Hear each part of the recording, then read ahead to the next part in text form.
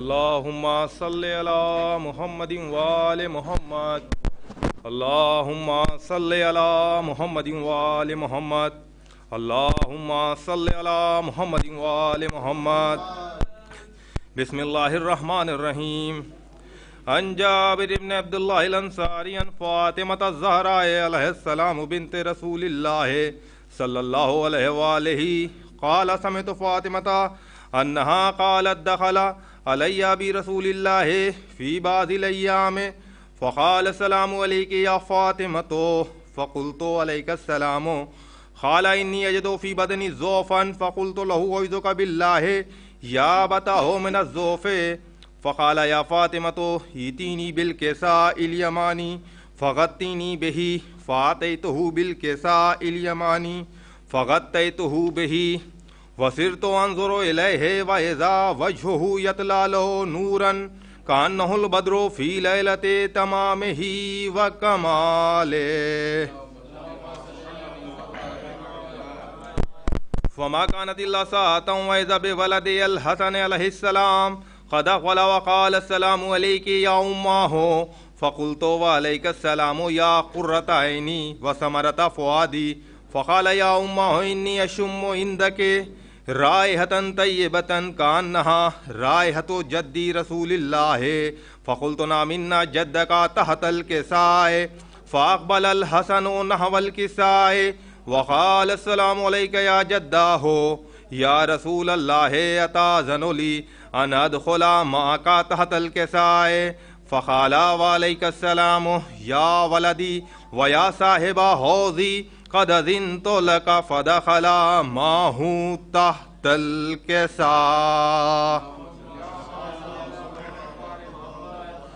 فما كانت الا ساعة واذا بولد الحسین علیہ السلام قد اقبل وقال السلام علیک یا امہ فقلت وعلیک السلام یا قرۃ عینی وثمرۃ فؤادی فقال یا امہ انی اشم عندک رائحة طیبة کانہا رائحة جدی رسول اللہ صلی اللہ علیہ وآلہ فقلت نامنا جدک واخاک تحت الکساء فدن الحسین نحو الکساء وقال السلام علیک یا جداہ السلام علیک یا من اختارہ اللہ وتآذن لی ان ادخل معکما تحت الکساء فقال وعلیک السلام یا ولدی ویا شافع امتی قد اذنت لک فدخل معہما تحت الکساء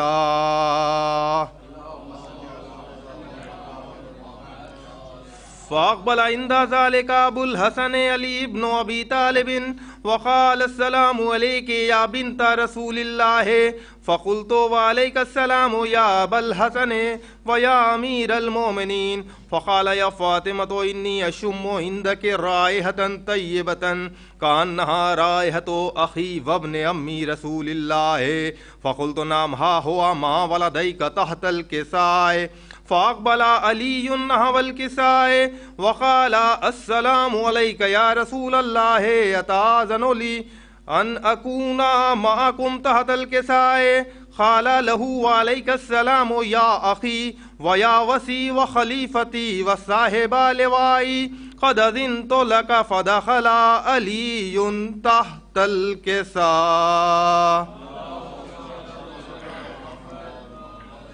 ثم آتیت نحو الکساء وقلت السلام علیک یا ابتاہ یا رسول اللہ اتآذن لی ان اکون معکم تحت الکساء قال وعلیک السلام یا بنتی ویا بضعتی قد اذنت لک فدخلت تحت الکساء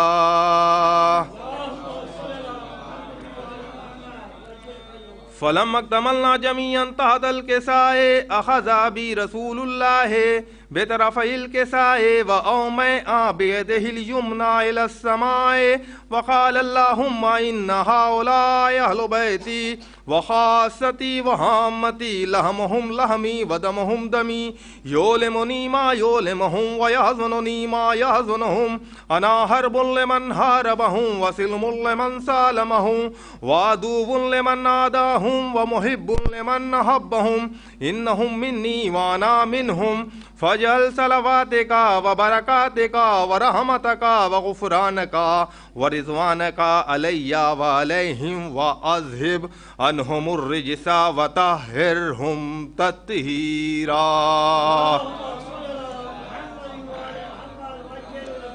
فقال الله عز وجل يا ملائكتي ويا سكان سماواتي إني ما خلقت سماء مبنية ولا أرضا مدهية ولا قمرا منيرا ولا شمسا مضية ولا فلكا يدور ولا بحرا يجري ولا فلكا يسري إلا في محبة هؤلاء الخمسة الذين هم تحت الكساء.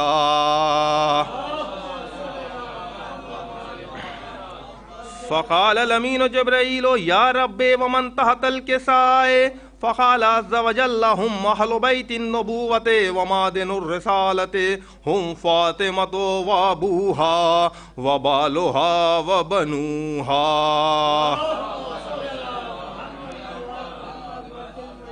فقال جبرائيل يا ربي أتأذن لي أن أهبط إلى الأرض ليكون معهم سادسا؟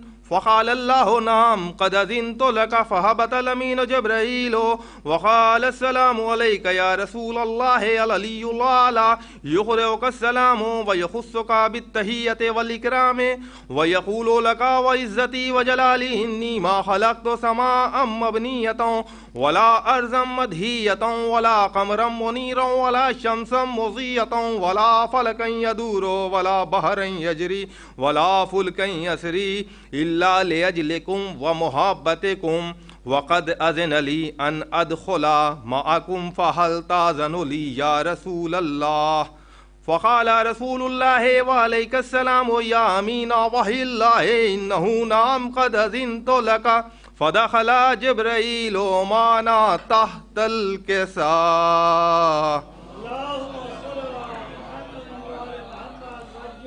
فقال لي إن الله قد أوحى إليكم يقول إنما يريد الله ليذهب عنكم الرجس أهل البيت ويطهركم تطهيرا.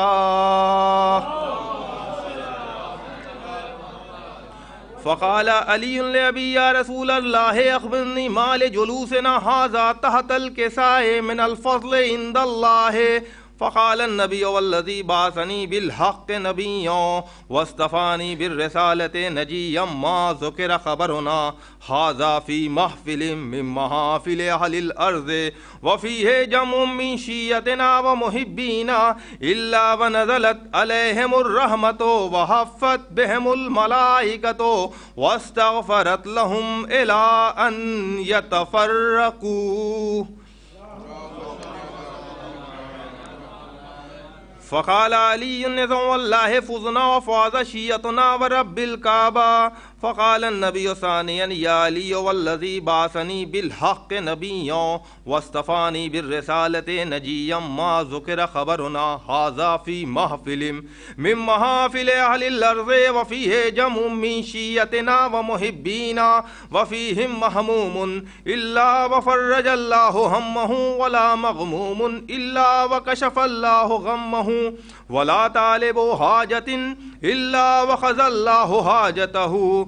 فقال علي إذن والله فزنا وصعدنا وكذلك شيعتنا فازوا وصعدوا في الدنيا والآخرة ورب الكعبة. اللهم صل على محمد وآل محمد. اللهم صل على محمد وآل محمد. اللهم صل على محمد وآل محمد. بسم الله الرحمن الرحيم. اللهم إني أسألك بحق محمد وأنت المحمود وبحق علي وأنت الأعلى وبحق فاطمة وأنت فاطر السماوات والأرض وبحق الحسن وأنت المحسن وبحق الحسين وأنت قديم الإحسان وبحق الأئمة التسعة الطاهرين من ذرية الحسين عليهم السلام. اللهم صل على محمد وآل محمد. حضرات جو حضرات باہر ہیں ان سے دستبردہ گزارش ہے کہ فرش اعضاء پہ تشریف لے آئیں اور میں 4 مصروں کے ساتھ جناب سرور نواب سرور کے میں گزارش کروں گا شاعر کو کہ آپ کے سامنے زحمت سخن دینے کے لیے گزارش کروں گا کہ چلتے جائیں گے قلم कागज भी भरता जाएगा, चलते जाएंगे कलम कागज भी भरता जाएगा, एक हरफे करबला फिर भी न लिखा जाएगा, एक हरफे करबला फिर भी न लिखा जाएगा, और बाबे जन्नत पर नमाजें दस्तकें देंगी मगर, बाबे जन्नत पर नमाजें दस्तकें देंगी मगर, करबला से पूछकर दरवाजा खोला जाएगा, करबला से पूछकर दरवाजा खोला जाएगा। इन अशार के साथ मैं गुजारिश कर रहा हूँ आदिल सल्लम मूसे की तशरीफ लाएं, बारगाह इमाम में नजराने अकीदत पेश करें।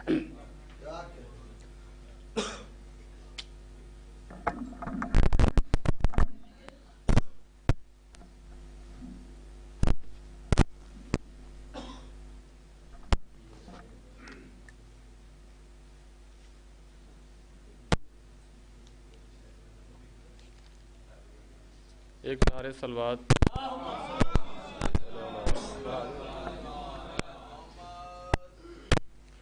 अली का जिक्र जब होता है तो मंजर बदलता है, अली का जिक्र जब होता है तो मंजर बदलता है। हमारे शहर में रातों को भी सूरज निकलता है, हमारे शहर में रातों को भी सूरज निकलता है। पढ़ो नहजुल बलागा सामने कुरान को रखकर, अली की बातें सुन के आयतों का दिल बहलता है, अली की बातें सुनकर आयतों का दिल बहलता है। अली का इश्क था दिल में जो काम कर भी गया, अली का इश्क था दिल में जो काम कर भी गया। मुझे खबर भी न हुई और मैं सवर भी गया, मुझे खबर भी न हुई और मैं सवर भी गया। बढ़ा था तेज़ कदम मैं नुसैरियों की तरफ, बढ़ा था तेज़ कदम मैं नुसैरियों की तरफ। अली को सजदे में देखा तो दिल बहल भी गया, अली को सजदे में देखा तो दिल बहल भी गया। जो शय के गम में जमा हुए हैं उन आंसुओं का जवाब क्या है, जो शय के गम में जमा हुए हैं उन आंसुओं का जवाब क्या है।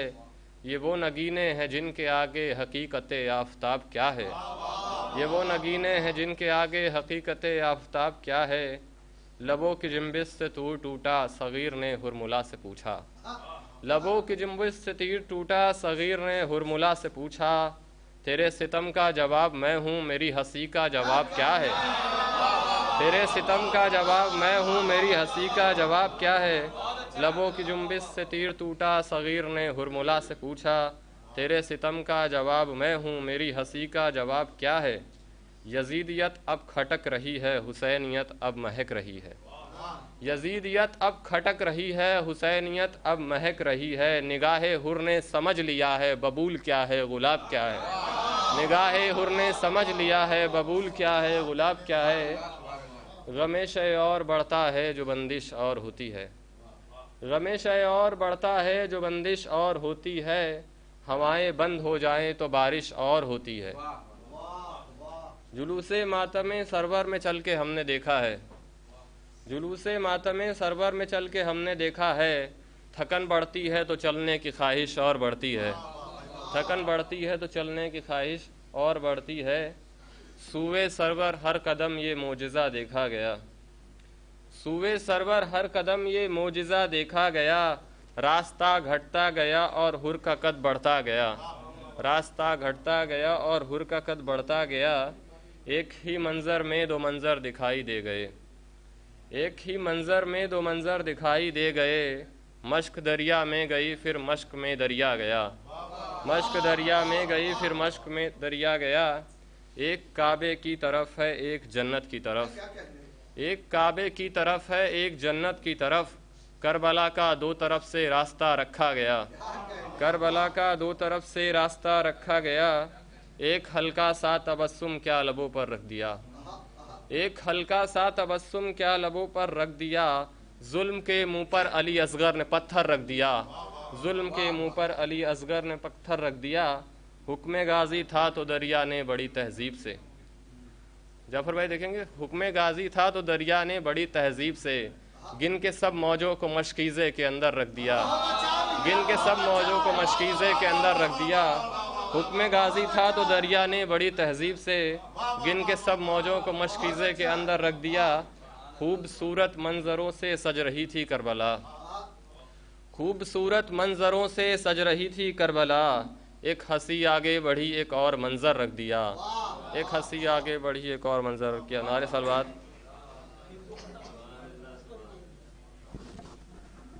آپ حضرات کے سامنے میں گزارش کر رہا ہوں ایک مترنم شاعر جناب یاسر کسٹوی صاحب سے کو تشریف لائیں، بارگاہ امام میں نذرانہ عقیدت پیش کریں۔ شعراء کرام سے گزارش ہے کہ تھوڑا اختصار سے کام لیں، فہرست لمبی ہے، حالانکہ مولانا کے آنے تک ہے، اس کے بعد جو ہے وہ جیسا ہوگا معذرت کر لی جائے گی، لیکن بہرحال ابھی فہرست لمبی ہے اور شعراء سے گزارش ہے کہ وہ تھوڑا اختصار سے۔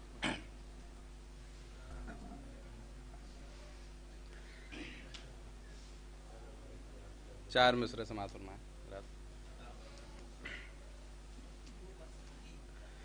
تسبیح فاطمہ کے ہے پہلو میں سجدگاہ، تسبیح فاطمہ کے ہے پہلو میں سجدگاہ، ماں کربلا کے بعد بھی بیٹے کے ساتھ ہے۔ تسبیح فاطمہ کے ہے پہلو میں سجدگاہ، ماں کربلا کے بعد بھی بیٹے کے ساتھ ہے۔ کس میں ہے دم جو روک سکے غم حسین کا، کس میں ہے دم جو روک سکے غم حسین کا، ذکر غم حسین پہ زہرا کا ہاتھ ہے۔ کس میں ہے دم جو روک سکے غم حسین کا، ذکر غم حسین پہ زہرا کا ہاتھ ہے۔ حضرات ایک مطلع اور 3 شعر اور حاضر کر رہا ہوں، سماعت فرمائیں۔ ایک صلوات بھیج دیں محمد والے میں۔ پاؤں بخشے کربلا کی سمت جانے کے لیے، پاؤں بخشے کربلا کی سمت جانے کے لیے، سر دیا دہلیز زہرا پر جھکانے کے لیے، سر دیا دہلیز زہرا پر جھکانے کے لیے، روز اول سے ہمیں شبیر کا غم تھا عزیز، روز اول سے ہمیں شبیر کا غم تھا عزیز، اس لیے آنکھیں ملیں آنسو بہانے کے لیے، اس لیے آنکھیں ملی آنسو بہانے کے لیے۔ مصرع سماعت فرمائیں گے حضرات۔ کہ دھڑکنیں مجھ کو ملی ہیں بہر ورد یا حسین، دھڑکنیں مجھ کو ملی ہیں بہر ورد یا حسین، دل ملا ہے ان کی الفت کو بسانے کے لیے، دل ملا ہے ان کی الفت کو بسانے کے لیے، اور ذہن ادراک فضائل کے لیے مخصوص ہیں، ذہن ادراک فضائل کے لیے مخصوص ہیں، ذہن ادراک فضائل کے لیے مخصوص ہیں، اور زباں زہرا کی مدحت کو سنانے کے لیے، اور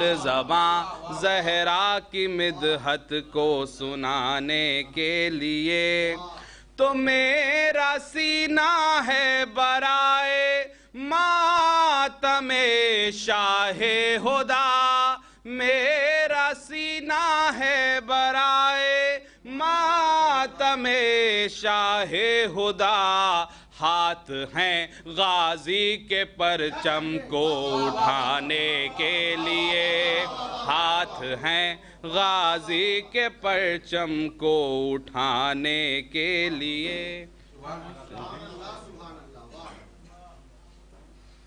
حضرات بلا کسی تمہید کے میں گزارش کر رہا ہوں جناب پرویز امام صاحب سے کہ وہ تشریف لائیں، بارگاہ امام میں نذرانہ عقیدت۔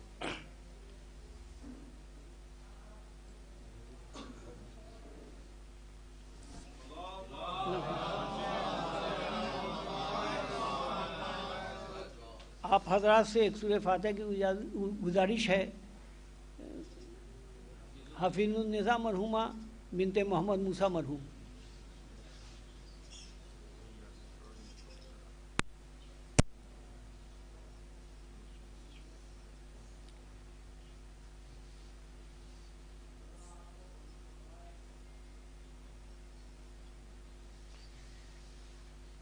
میں جتنی بار عزا خانے میں گیا آیا، میں جتنی بار عزا خانے میں گیا آیا، زمین پر ہی مجھے عرش کا مزہ آیا، زمین پر ہی مجھے عرش کا مزہ آیا، اذان سنتے ہی ہونٹوں پہ آیا نام حسین، اذان سنتے ہی ہونٹوں پہ آیا نام حسین، میں ایک سانس سے کعبے سے کربلا آیا، میں ایک سانس میں کعبے سے کربلا آیا.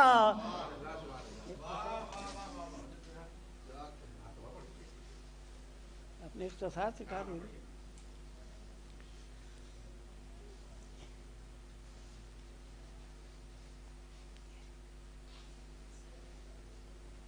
اللہم صلی. ذرا سی خاک میں کل کائنات بھی لایا، ذرا سی خاک میں کل کائنات بھی لایا، دل و جگر میں آتش بھی فرات بھی لایا، دل و جگر میں آتش بھی فرات بھی لایا، دل و جگر میں آتش بھی فرات بھی لایا، میرے نصیب پہ حیران ہیں جہاں والے، میرے نصیب پہ حیران ہیں جہاں والے، میں کربلا سے کفن بھی حیات بھی لایا، میں کربلا سے کفن بھی حیات بھی لایا، دل و جگر میں آتش بھی فرات بھی لایا.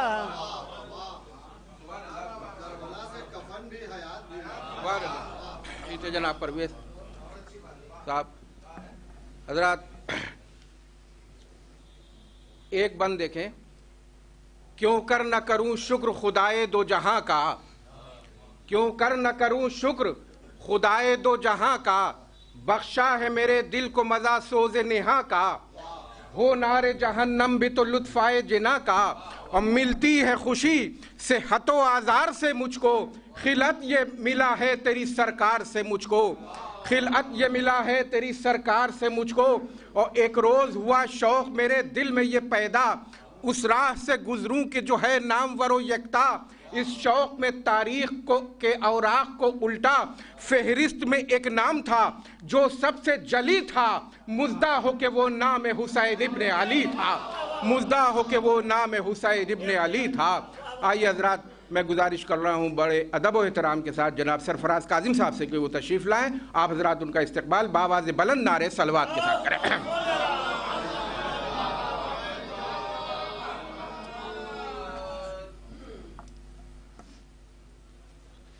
حضرات، آسانی سے وہی 13 رجب والا مصرع مل گیا، اور مجھے اندازہ تھا کہ اکثریت نئے چہروں کی ہوگی، لہٰذا ایک مطلع اور چند شعر پیش خدمت ہے کہ لے کے آغوش میں حیدر کو پیمبر آئے، لے کے آغوش میں حیدر کو پیمبر آئے، تہنیت کے لیے افلاک زمیں پر آئے، تہنیت کے لیے افلاک زمیں پر آئے، تو موت آئے تو سنے کان میرے یہ آواز، موت آئے تو سنے کان میرے یہ آواز، تیری بخشش کے لیے قبر میں حیدر آئے، موت آئے تو سنے کان میرے یہ آواز،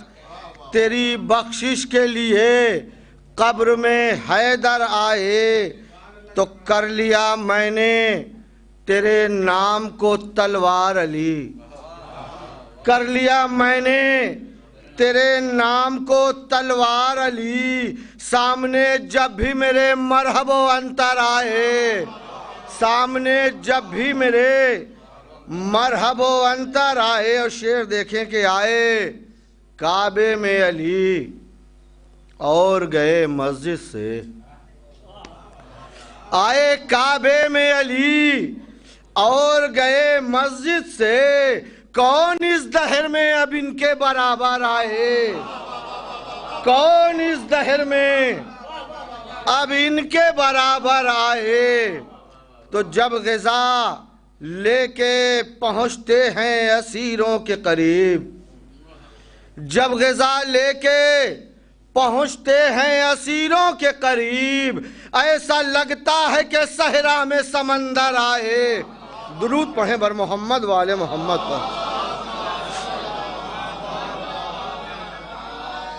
ایک اور درود پڑھیں بر محمد والے محمد پر۔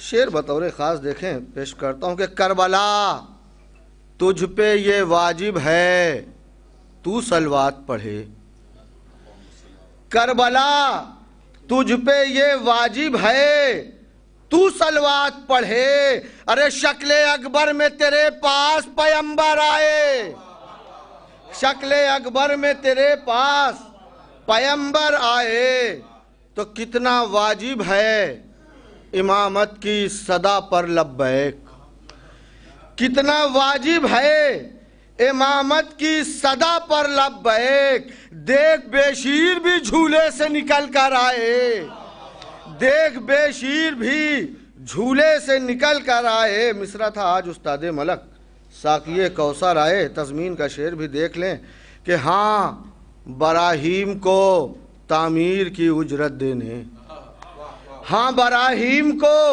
تعمیر کی اجرت دینے، آج استاد ملک ساقیے کوثر آئے، آج استاد ملک ساقیے کوثر آئے، تو یا نبی آپ نے ان کو بھی پڑھایا کلمہ، یا نبی آپ نے ان کو بھی پڑھایا کلمہ، خیمہ کفر سے رنجش کے جو پتھر آئے۔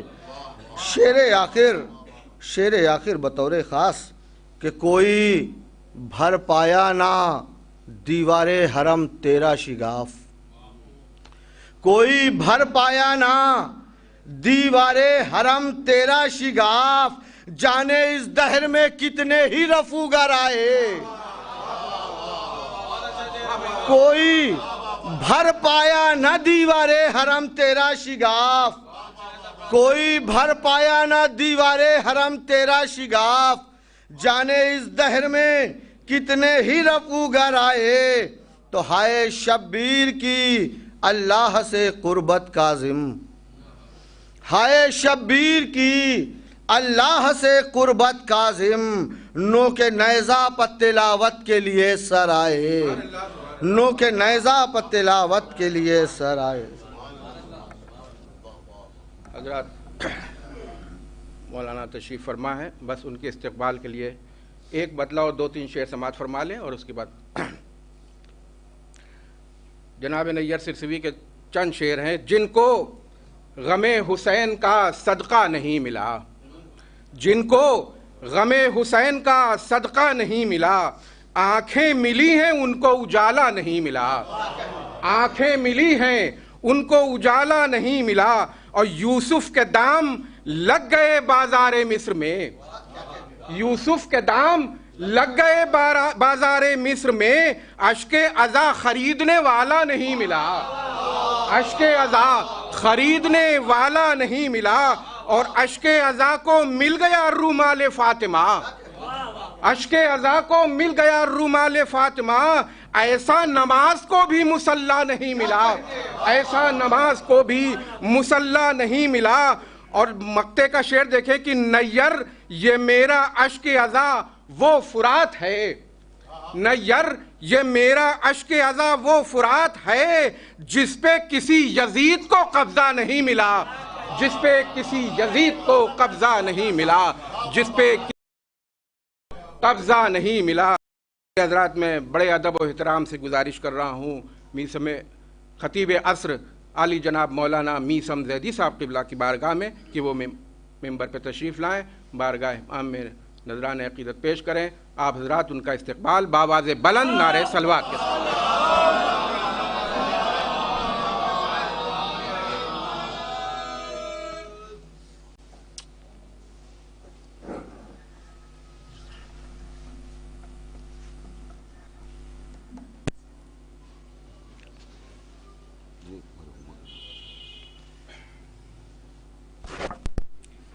حضرات ایک مرتبہ سورہ حمد اور 3 مرتبہ سورہ اخلاص کی تلاوت فرما کر حفیظ النساء بنت محمد موسیٰ سے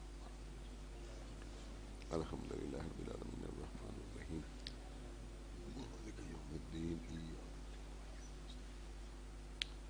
اہدنا الصراط المستقیم الذین انعمت علیہم غیر المغضوب علیہم ولا الضالین بسم اللہ الرحمن الرحیم اللہ الصمد لم یولد الرحمن الرحیم اللہم صلی علی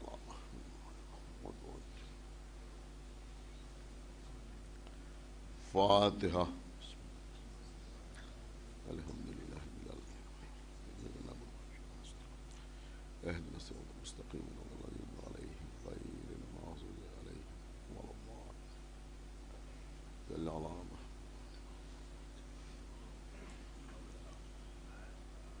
اعوذ باللہ السمیع العلی العظیم من الشیطان اللعین الرجیم بسم اللہ الرحمن الرحیم الحمد للہ الذی ہدانا لہذا وما كنا لنهتدی لولا ان ہدانا اللہ لقد جاءت رسل ربنا بالحق الصلاة والسلام على سيدنا ونبينا وشفينا ومولانا ومولى الثقلين جد الحسن والحسين أبي القاسم محمد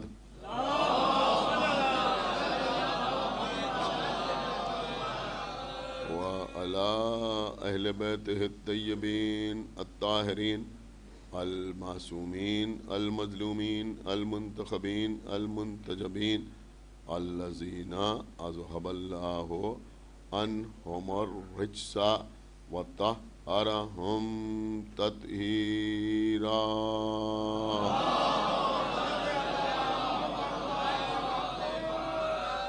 ولعنة الله على أعدائهم وقتلتهم وغاصبي حقوقهم ومنكري فضائلهم ومصائبهم أجمعين من الآن إلى يوم الدين أما بعد فقد قال الله سبحانه تبارك وتعالى في كتابه المجيد وفرقانه الحميد وقوله الحق بسم اللہ الرحمن الرحیم یا ایہا الذین آمنوا اوفوا بالعقود صلوات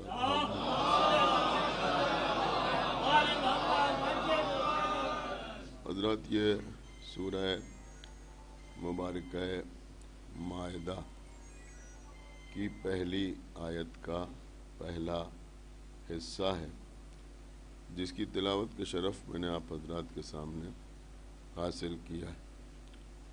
سورہ مائدہ ہمارے لیے یعنی فرش عزا پر بیٹھنے والوں کے لیے یوں بھی بڑی اہمیت کا حامل ہے، اس لیے کہ اسی سورہ میں آیہ بلغ بھی موجود ہے اور آیہ تکمیل دین بھی اسی سورہ کا حصہ ہے، اور ہمارے کلمے کو ثبوت، دلیل اور قوت بخشنے والی آیت یعنی آیہ ولایت بھی اسی سورہ مبارکہ میں نظر آتی ہے۔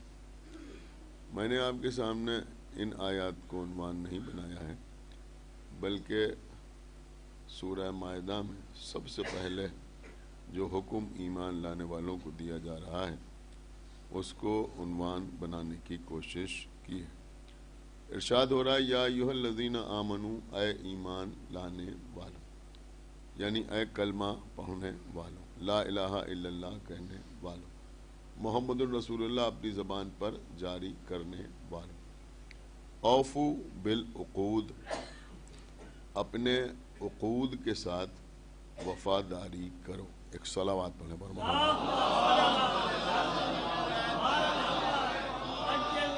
دیکھیے پڑھے لکھے حضرات تشریف فرما ہے، میں آپ کی خدمت میں عرض کرنا چاہوں گا کہ اس میں لفظ استعمال ہوا عقود، عین قاف واو دال، عقود۔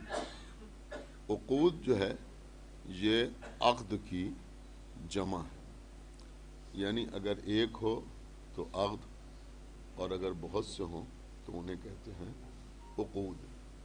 میں سمجھتا ہوں کہ عقد کا لفظ ایسا لفظ ہے جس سے یہاں بیٹھا ہوا کوئی شخص ایسا نہ ہوگا جو واقف نہ ہو اور جو اس کے مفہوم سے کسی حد تک متعارف نہ ہو۔ ہمارے یہاں عقد کا لفظ صرف اور صرف ایک ہی معنی میں استعمال ہوتا ہے، اور وہ ہے نکاح۔ عام طور پر ہم یہ سمجھتے ہیں کہ عقد کا مطلب نکاح اور نکاح کا مطلب عقد۔ ایک صلوات پڑھیں پر محمد۔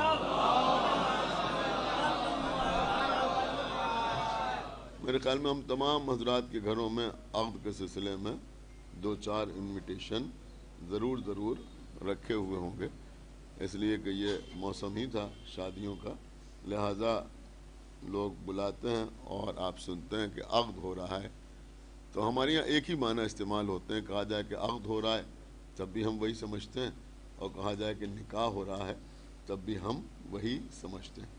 لیکن اگر تھوڑا سا آپ کبھی عبارت پر غور کریں جو لکھی جاتی ہے تو بات آپ کی سمجھ میں آ جائے۔ لکھا ہوتا ہے عقد نکاح۔ ایک صلوات پڑھیں پر محمد۔ تو اب اگر اضافت کے ساتھ لکھا ہوا ہے عقد نکاح تو میں سمجھتا ہوں کہ یہ سمجھنا آسان ہے کہ ہر عقد نکاح نہیں۔ ایک صلوات پر محمد۔ توجہ فرمائیے آپ نے یا نہیں؟ تو میں آپ کی خدمت میں عرض کروں گا کہ عقد کا مطلب کیا ہوتا ہے۔ دیکھیے قبلہ مانا جو پڑھے لکھے حضرات ہیں مجھ سے بہت بہتر طریقے سے ان ساری چیزوں کو جانتے ہیں، میں تو صرف بچوں کے لیے پڑھتا ہوں کہ بچوں کی سمجھ میں یہ باتیں آ جائیں کہ عقد کا مطلب کیا ہوتا ہے۔ دیکھیے اگر آپ ڈکشنری میں دیکھیں، اگر آپ لغت میں دیکھیں تو عقد کے جو بالکل پرائمری میننگ ہے، یعنی بالکل بنیادی جو معنی عقد کے ہیں وہ ہیں باندھنا۔ عقد کا مطلب ہوتا ہے باندھنا، یعنی اگر باندھا جائے تو اس کو کہا جاتا ہے عقد۔ میرے خیال میں اسی سے سارے معنی آپ کی سمجھ میں آ جائیں گے۔ سب سے پہلے معنی عقد کے سنیے کہ عقد کا مطلب باندھنا۔ تھوڑا سا اور آگے بڑھیں تو عقد کا مطلب رسی سے باندھنا۔ ایک صلوات پڑھیں پر محمد و آلہ۔ رسی سے باندھنا۔ اور تھوڑا آگے بڑھیں آپ تو عقد کا مطلب ہوتا ہے گرہ باندھنا، گانٹھ باندھنا۔ ایک صلوات پڑھیں پر محمد و آلہ۔ تو اگر کہیں گرہ لگی ہوئی ہے تو اس کو بھی عقد کہا جاتا ہے، یعنی گرہ باندھنا، اس کو کہتے ہیں عقد۔ مولا متقیان غالب کل غالب حضرت علی بن ابی طالب علیہ السلام، مولا علی کے بہت سے القاب ہیں۔ کچھ القاب ایسے ہیں جو ہمارے یہاں بار بار استعمال ہوتے ہیں، آپ سنتے بھی ہیں، شعراء بھی نظم کرتے ہیں کہ مولا علی کون ہے؟ کہ علی مشکل کشا ہے۔ سمجھ رہے ہیں؟ یہ تو بات سمجھ میں آتی ہے، مشکل کشا ہے۔ لیکن ایک لفظ آپ اور سنتے ہیں، عقدہ کشا۔ عقدہ کشا کا مطلب کیا ہوتا ہے؟ یہ بھی اسی سے بنا ہے۔ عقدہ کشا کا مطلب ہوتا ہے گرہ کھولنے والا۔ ایک صلوات پڑھیں پر محمد و گرہ کھولنے والا۔ اب اس کے جو اصطلاحی معنی ہے اس وقت اس کے اوپر بحث نہیں ہے۔ تو عقد کا مطلب ہوتا ہے گرہ۔ تھوڑا اور آگے بڑھیں، اب اصطلاحی معنی کی طرف چلتے ہیں۔ دیکھیں ایک بات آپ اپنے ذہن میں رکھیں کہ زیادہ تر الفاظ کے جو معنی استعمال ہوتے ہیں وہ لغوی معنی نہیں استعمال ہوتے ہیں، زیادہ تر اصطلاحی معنی استعمال ہوتے ہیں۔ کبھی کبھی ایسا ہوتا ہے کہ لغوی معنی اور اصطلاحی معنی ایک ہی ہوتے ہیں، لیکن ایسا بھی ہوتا ہے کہ جب لغوی معنی کچھ اور ہوتے ہیں، اصطلاحی معنی کچھ اور ہوتے ہیں۔ تو عقد کے اصطلاحی معنی ہمارے یہاں زیادہ استعمال ہوتے ہیں، اور شریعت کی جو باتیں ہوتی ہیں یہ یہاں جو حکم دیا جا رہا ہے وہ اسی سلسلے میں دیا جا رہا ہے۔ یعنی اگر لغوی معنی آپ مراد لیں تو کیا مطلب ہے؟ اوفو بالعقود، یعنی اپنی گروہوں کے ساتھ تم وفاداری کرو، یعنی اگر کسی کو باندھ دو تو اس کے ساتھ وفاداری کرو۔ نہیں، اب یہاں پر ہم کو دیکھنا پڑے گا کہ اصطلاحی معنی کیا ہے۔ دیکھیں آپ متوجہ رہیں، اصطلاحی معنی کیا ہے؟ کہ اصطلاحی معنی عقد کے ہیں معاہدہ۔ آپ نے غور کیا؟ ایگریمنٹ، ایک صلوات پڑھے پر محمد و ایگریمنٹ، یعنی اللہ یہ حکم دے رہا ہے۔ میں سمجھتا ہوں یہ باتیں دوسروں کو بھی بتانے کی ہیں کہ بھائی اللہ ہمیں یہ حکم دے رہا ہے کہ اگر تم کسی کے ساتھ کوئی معاہدہ کرو، کسی کے ساتھ کوئی ایگریمنٹ کرو تو پھر اس کے ساتھ وفاداری کرو۔ تو اب عقد کا مطلب کیا ہوا؟ عقد کا مطلب ہوا ایگریمنٹ۔ اب میرے خیال میں ساری باتیں آپ کی سمجھ میں آ سکتی ہیں۔ اب عقد کی بہت سی قسمیں ہیں، اب کہاں تک میں بیان کروں، بہت قسمیں، لیکن 2-3 نام لے لوں تاکہ بات آپ کی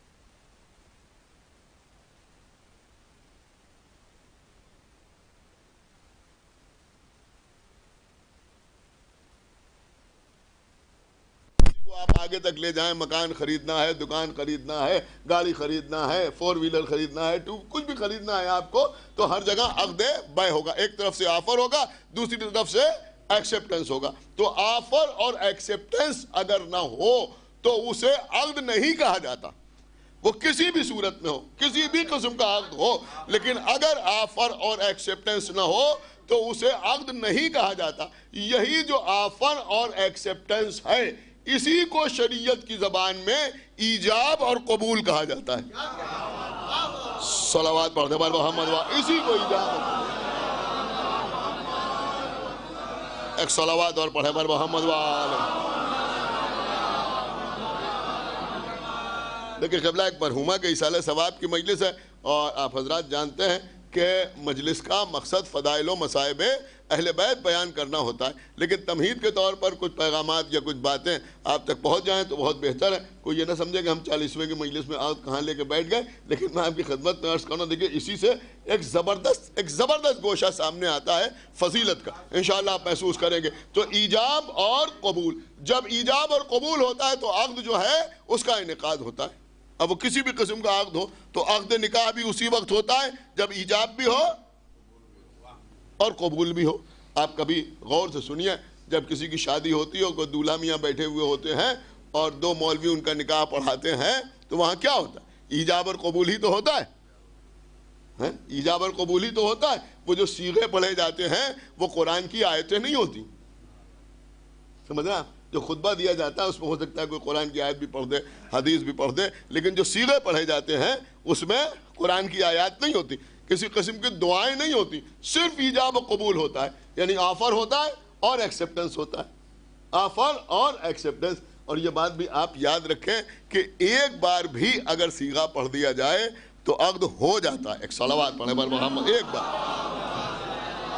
بس، یعنی ایک بار آفر ہو، دوسری طرف سے ایکسیپٹنس ہو تو اب جو ہے وہ ہو جاتا ہے۔ اب یہ علماء تھوڑا سا آپ کو مطمئن کرنے کے لیے اور تھوڑا سا اپنے اطمینان قلب کے لیے 2 بار یا 3 بار یا 4 بار یا 5 بار یا جتنی بار بھی دل چاہے وہ صیغہ پڑھ دیتے ہیں تاکہ لوگوں کی سمجھ میں آئے کہ بھائی عقد ہو رہا ہے۔ ایک صلوات پڑھے بر محمد وآلہ۔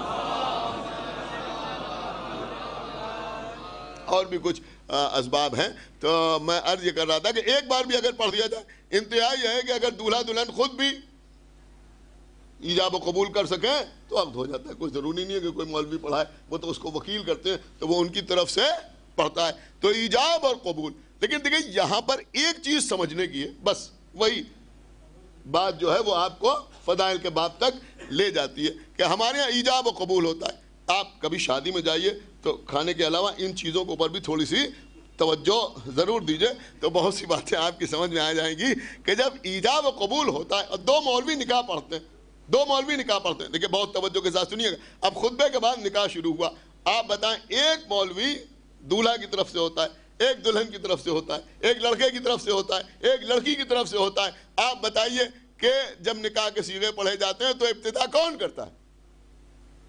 کبھی آپ نے غور کیا اس بات پہ کہ ابتدا کون کرتا ہے؟ کہ لڑکی والا جو ہے، جو لڑکی کی طرف سے وکیل ہوتا ہے وہ ابتدا کرتا ہے، اور لڑکے والا جو ہے وہ جواب دیتا ہے۔ اس کا مطلب کیا ہوا؟ اس کا مطلب یہ ہوا کہ ہمارے یہاں نکاح میں ایجاب جو ہے وہ لڑکی والے کی طرف سے ہوتا ہے۔ کیا سن رہے ہیں آپ؟ خدا کے لیے بھائی بیدار ہوئیے۔ اور قبول جو کیا جاتا ہے وہ لڑکے والے کی طرف سے کیا جاتا ہے، یعنی قبل تو جو کہتا ہے وہ لڑکے کا وکیل کہتا ہے، جبکہ قبلہ ہمارے سماج کا طریقہ یہ ہے کہ رشتہ لڑکے کی طرف سے جاتا ہے، لڑکی کی طرف سے نہیں جاتا۔ ایک صلوات پڑھے بر محمد۔ عام طور آپ بڑی بات سمجھ رہے ہیں یا نہیں سمجھ رہے ہیں؟ رشتہ جو جاتا ہے وہ لڑکے کی طرف سے جاتا ہے، اور اگر کہیں ایسا نہ بھی ہو تب بھی بہرحال کوئی رسم ایسی ضرور کی جاتی ہے جس سے یہ احساس ہو کہ رشتہ لڑکے ہی کی طرف سے آیا۔ آپ سمجھے؟ یہ بھی کسی وجہ سے، یہ کیوں ہے؟ یہ اس لیے ہے کہ جب اللہ نے جناب آدم کو خلق کیا اور جناب حوا کو بھی پیدا کیا، آدم نے حوا کو دیکھا تو اللہ نے حوا سے نہیں کہا کہ تم اٹھ کے آدم کے پاس آؤ۔ سن رہے ہیں آپ یا نہیں سن؟ ایک صلوات پڑھے بر محمد۔ اللہ نے حوا تو نہیں کہا کہ تم آدم کے پاس آؤ، بلکہ آدم سے کہا کہ تم حوا کے پاس جاؤ۔ تو چونکہ آدم حوا کے پاس آئے تھے اس لیے آج تک ان کے رسپیکٹ میں رشتہ جو جاتا ہے وہ لڑکے والے کی طرف سے جاتا ہے۔ ایک صلوات پڑھے بر محمد وآلہ۔ ہر چیز کا کچھ نہ کچھ سبب ضرور ہے، تو رشتہ جو جاتا ہے وہ لڑکے والے کی طرف سے جاتا ہے، لیکن ہم آدم کی شریعت پہ چلنے والے نہیں ہیں، ہم ہیں محمد کی شریعت کے پابند۔ بڑا سمجھدار مجمع میرے سامنے بیٹھا ہوا ہے، ہم ہیں محمد کی شریعت کے پابند، لہذا ہمارے یہاں رشتہ تو لڑکے کی طرف سے جاتا ہے جناب آدم کے رسپیکٹ میں، لیکن جب شرعی مسئلہ سامنے آتا ہے یعنی عقد کا، تو اس وقت ایجاب ہوتا ہے لڑکی کی طرف سے، قبول ہوتا ہے لڑکے کی طرف سے، اس کا سبب کیا ہے؟ اس کا سبب یہ ہے کہ جب پیغمبر کا پہلا عقد ہوا، نہیں سن رہے ہیں، جب پیغمبر کا پہلا عقد ہوا جس کے ذریعے سے اللہ نے پیغمبر کو نسل عطا کی، جس کے ذریعے سے اللہ نے پیغمبر کو صاحب اولاد کیا، سن رہے ہیں، تو پیغمبر نے خدیجہ کے پاس رشتہ نہیں بھیجا. صلوات پڑھے بر محمد وآلہ محمد.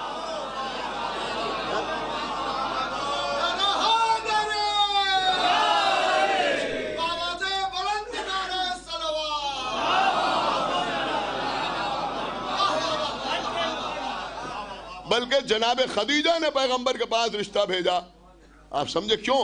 اس لیے کہ اگر پیغمبر خدیجہ کے پاس رشتہ بھیجتے تو لوگ کہتے کہ مالدار دیکھا تو پیغمبر نے مال کے لالچ میں خدیجہ کے پاس رشتہ بھیج دیا، لہذا خدیجہ نے پیغمبر کے پاس رشتہ بھیجا. قیامت کا جملہ عرض کر رہا ہوں. اس کا مطلب یہ ہوا کہ دونوں نے مل کر پیغام یہ دیا کہ اس عقد کی بنیاد دولت نہیں ہے، رسالت ہے. صلوات پڑھتے بر محمد وآلہ.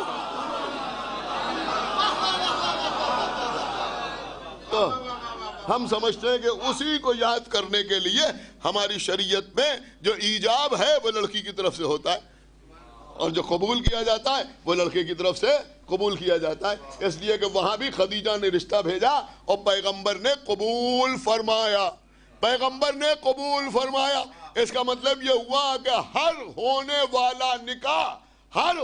والا نکاح تمام مسلمانوں کو یہ پیغام دیتا ہے کہ دنیا کی ساری عورتوں کا نکاح ایک طرف ہے، خدیجہ کا نکاح ایک طرف. صلوات پڑھے بر محمد وآلہ. خدیجہ کا نکاح ایک طرف. پیغمبر کے پاس رشتہ بھیجا کس نے؟ کہ جناب خدیجہ الکبریٰ نے، ایک مومنہ مرحومہ اور مغفورہ کے ایصال ثواب کی مجلس ہے. خداوند عالم ان کو کروٹ کروٹ جنت عطا کرے، ان کے متعلقین کو اللہ صبر جمیل عطا فرمائے اور زیادہ ایصال ثواب کی توفیق عنایت فرمائے. بس قبلہ اب چونکہ ذکر آ گیا ہے جناب خدیجہ الکبریٰ کا، لہذا بس ایک دو جملے آپ سنیں اور میں مجلس کو تمام کر دوں. کہ یہ جناب خدیجہ جنہوں نے اسلام کو پالا، ایک صلوات پڑھے بر محمد وآلہ. میں نے کوئی غلط جملہ تو نہیں کہا؟ جنہوں نے اپنی دولت سے اسلام کو پالا. اگر میں تفصیلات بیان کروں تو بہت دیر ہو جائے گی، لیکن میں عرض کروں کہ جب لوگ خدیجہ کا مقابلہ نہیں کر پاتے کسی مسئلے میں تو دو باتیں جناب خدیجہ کے لیے بڑی شدت سے کہی جاتی. پہلی بات تو یہ کہی جاتی ہے کہ جناب خدیجہ بیوہ تھیں، ان کی 2 شادیاں پہلے ہو چکی تھیں. ایک بات کہوں، ایصال ثواب کی مجلس ہے، دیکھیے قبلہ پیغمبر کی شادی کا مسئلہ ہے، پیغمبر کا عقد ہو رہا ہے. اللہ کبھی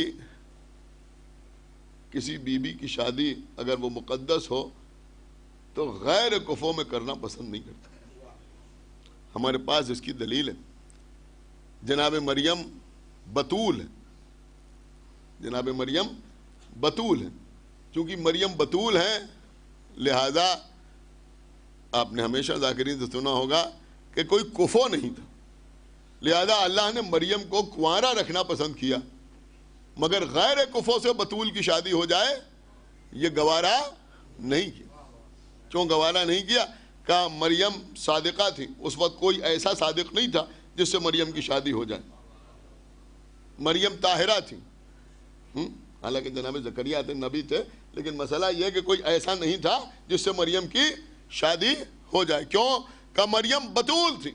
4-5 سال پہلے میں نے ایک جملہ کہا تھا کہ بتول کا مطلب کیا ہوتا ہے. عام طور پر جو لوگ بتول کا مطلب سمجھتے ہیں وہ آپ جانتے ہیں، بہرحال اس سے بھی کوئی انکار نہیں ہے کہ جو بی بی ہمیشہ پاک رہے وہ بتول کہلاتی ہے. لیکن بتول کے معنی کیا ہے؟ کہ بتول کے معنی یہ ہے کہ ایسی بی بی جس کی زندگی کا لمحہ لمحہ صرف اور صرف اللہ کے لیے وقف ہو، اسے کہتے ہیں بتول. اسی لیے جناب مریم کو بیت المقدس کی خدمت کے لیے وقف کر دیا گیا تھا. لیکن اللہ نے مریم کی شادی اس لیے نہیں کی کہ بطول کے لیے کوئی کفو نہیں ملا، بطول کے لیے کوئی کفو نہیں ملا.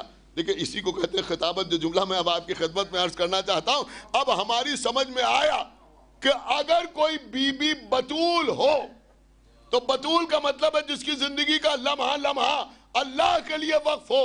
تو اگر کوئی بی بی بطول ہوگی تو پھر کسی بندے کے گھر میں پیدا ہونے والا اس کا کفو نہیں ہو سکتا. دیکھیں قبلہ ایک اور مسئلہ حل ہو گیا، شاید آپ پہنچے نہیں. سنا آپ نے؟ یعنی بطول بی بی کے لیے کفو ہونے کے لیے ضروری ہے نہیں ہے، آپ سمجھ رہے ہیں؟ اگر بندے کے گھر میں پیدا ہوا ہے تو بطول بی بی کا کفو نہیں ہو سکتا. اب دو ہی بیویاں بطول ہیں، یا مریم بطول ہیں یا سیدہ بطول ہیں. مریم کنواری رہ گئی، کوئی کفو نہ ملا. اب سمجھ میں آیا کہ علی کعبے میں کیوں پیدا ہوئے. صلوات بر محمد وآل محمد.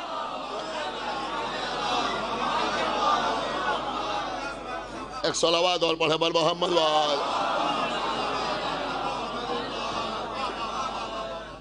تو جناب مریم کی شادی نہیں ہوئی، جناب خدیجہ کا عقد پیغمبر سے ہوا. دیکھیں اکثر کتابوں میں ایک ذکر ملتا ہے، ہمارے یہاں 40ویں کی مجالس میں یا سیوم کی مجالس میں یا برسی میں آپ نے اکثر دیکھا ہوگا کہ کوئی شاعر آتا ہے، وہ کہتا ہے صاحب قطع تاریخ ملاحظہ فرمائیے. میرے خیال میں یہ ایک ایسی محنت ہوتی ہے جس کی اجرت دینے والے ہی بہت کم ہوتے ہیں. ایک صلوات پڑھیں محمد. یعنی قطع تاریخ کہنا، یہاں شعراء بیٹھے میری بات سمجھ رہے ہوں گے، آسان کام نہیں ہوتا، بہت زیادہ سمجھ رہے ہیں آپ، ارتھمیٹک کا استعمال ہوتا ہے، جوڑنا گھٹانا یہ کرنا وہ کرنا، تب کہیں ایک مصرع جو ہے وہ سامنے آتا ہے. اب زیادہ تر لوگ تو بیچارے سمجھتے نہیں کہ اس میں کیا کہہ دیا گیا، کیا ہو گیا، اور اسی لیے دھیرے دھیرے جس فن کی قدر نہ ہو وہ اپنے آپ دھیرے دھیرے ختم ہوتا جاتا ہے. تو بہت کم ایسا رہ گیا کہ کوئی کسی قطع تاریخ کہے، لیکن اکثر آپ سنتے ہیں قطع تاریخ. ایک مصرع آپ نے یہ جملے ضرور سنے گا، بچوں سے کہہ رہا ہوں کہ اس میں مادہ تاریخ ہے. مادہ تاریخ کا مطلب کیا ہوتا ہے؟ مطلب اس کے آخری مصرے میں جو مصرع پڑھا جا رہا ہے اس کے حروف کے اعداد اگر جوڑے جائیں تو مثلا 2026 آئے گا یا 2025 آئے گا یا 1447 آئے گا. یہ مطلب ہوتا ہے مصرع تاریخ کا. تو یہ آپ سنتے ہیں اکثر مساجد کے اوپر مصرع لکھا رہتا ہے فارسی میں، اس میں تعمیر کے سلسلے میں جو مادہ تاریخ ہوتا ہے وہ ہوتا ہے. اکثر لوگوں کے نام ہوتے تھے پہلے کہ جس میں نام ہی میں ان کا سن ولادت جو ہے وہ چھپا ہوا ہوتا تھا. لیکن بہرحال آپ سنتے ہیں کہ جب کوئی شاعر، میں شعراء سے معذرت کے ساتھ عرض کر رہا ہوں، جب کوئی شاعر قطع تاریخ پڑھتا ہے تو پہلے مصرے میں، یعنی جو مادہ تاریخ سے پہلے والا مصرع ہوتا ہے، اس مصرے میں زیادہ تر یہی کہا جاتا ہے کہ ہاتف نے یہ صدا دی. مثلا یہ لفظ آپ نے سنا ہوگا کہ ہاتف یہ آواز دے رہا ہے کہ مثلا وہ جنت میں ہیں یا وہ معصومہ کے قریب ہیں، یہ ہیں وہ ہیں، اور اس کے بعد پڑھ دیا جاتا ہے، لوگ داد دے دیتے ہیں. آپ کو معلوم ہے ہاتف کا مطلب پکارنے والا. یہ ہاتف جو ہمارے مرحومین کے لیے صدا دیتا ہے تو وہ ایسے صدا دیتا ہے کہ کوئی اور نہیں سنتا، صرف شاعر کے کان میں چپکے سے آگے کہہ دیتا ہے. ایک صلوات پڑھیں چپکے، ایک صلوات پڑھ دیں محمد. تو بس وہ شاعر جو ہے وہ مومنین کو بتا دیتا ہے. لیکن ہاتف کا مطلب آپ سمجھے کیا ہوتا ہے؟ سمجھیے ہاتف کا مطلب کیا ہوتا ہے. ہاتف غیبی جسے آپ سنتے ہیں نا، ہاتف غیبی نے صدا دی، تو ہاتف غیبی کی صدا میں سناؤں آپ کو. اب انشاءاللہ کوئی شخص خاموش رہے گا. ہاتف غیبی کی صدا اس طرح کی ہوتی ہے کہ جیسے مثلا جنگ احد میں جبرائیل نے پکار کے کہا لا فتح الا علی. صلوات پڑھے بر محمد وآل اللہ. ایسے کہتے ہیں ہاتف غیبی کی صدا. اب عزیزوں جناب خدیجہ کے حالات جن کتابوں میں تحریر ہے ان میں تحریر ہے کہ جب جناب خدیجہ کا عقد پیغمبر اسلام کے ساتھ ہوا تو ہاتف غیبی نے مابین زمین و آسمان آ کر آواز دی کہ اللہ اس بات پر فخر کر رہا ہے کہ میں نے طاہرہ کو طاہر سے، کہ غور کیجئے گا کہ طاہرہ کو طاہر سے اور اور صادقہ کو صادق سے بیاہ دیا. یعنی اللہ کہہ رہا ہے کہ میں نے طاہرہ کو طاہر سے بیاہ دیا, صادقہ کو صادق سے بیاہ دیا. یعنی خدیجہ طاہرہ تھی, محمد طاہر ہیں.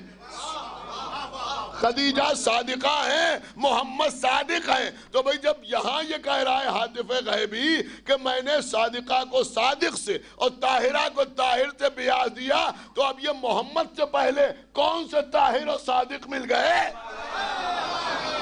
صلوات محمد وآل محمد. تو پہلے کون؟ ایک صلوات اور پڑھے بر محمد وآل محمد.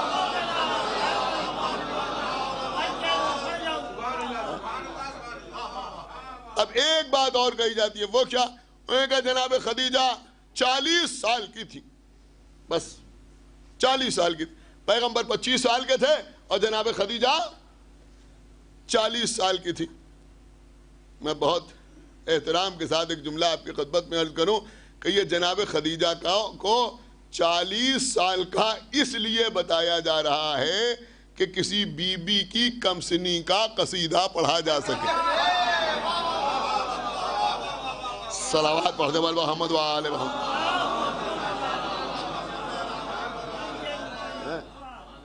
بہت توجہ, حالانکہ اب سنبھالے نہیں سنبھل رہا ہے معاملہ. ایک صلوات پڑھتے بل محمد وآل. تو جناب خدیجہ, انہوں نے کہا جناب خدیجہ کون تھی؟ کہا جناب خدیجہ 40 سال کی تھی, 40 سال کی تھی. حالانکہ دیوبند سے کتاب چھپی ہے محی الدین طبری کی سیرت النبی, اس میں بھی لکھا ہوا ہے کہ جب عقد ہوا تو جناب خدیجہ 28 سال کی تھی اور پیغمبر اسلام 25 سال کے تھے جب جناب خدیجہ سے عقد ہوا. بہرحال جو ہماری مجالس کا مزاج ہے اس کے مطابق آپ کی خدمت میں عرض کریں کہ بھیا جناب خدیجہ کو تم 40 سال کا کہو یا 50 سال کا کہو یا 60 سال کا کہو, ہمیں کوئی پرابلم نہیں ہے, اس لیے کہ باقی ازواج کتنی ہی کم سن کیوں نہ ہو, لیکن اللہ نے محمد کو اولاد خدیجہ ہی سے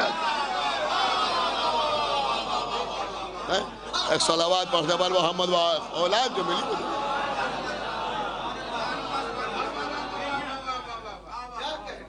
اب سنیے قبلہ, دیکھیں دروغ گو حافظہ نہ باشد, بہت مشہور فارسی کہ اگر آدمی جھوٹ بولتا ہے تو پھر اس کا حافظہ مضبوط نہیں ہوتا.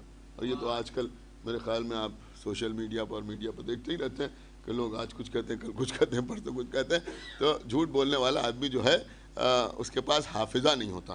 اور ایک جملہ میں اپنی طرف سے آپ کے سامنے ایڈ کر دوں اس میں کہ جھوٹ بولنے والے کے پاس نہ تو حافظہ ہوتا ہے نہ غیرت ہوتی.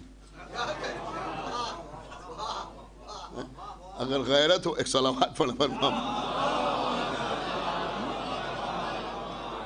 یعنی بہت سے معاملات میں یہ غیرت جو ہے وہ بھی انسان کو روکتی ہے. اگر غیرت ہی ختم کر دیے تو پھر کچھ بھی کر لیں, کوئی مسئلہ ہی نہیں.